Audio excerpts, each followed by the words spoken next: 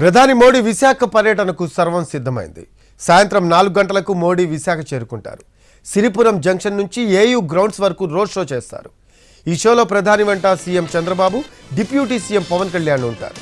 బహిరంగ సభ జరిగే వేదికను ఇప్పటికే మంత్రులు పరిశీలించారు.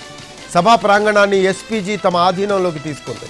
5,000 మంది పోలీసులు సభా ప్రాంగణానికి పహారాగా ఉన్నారు.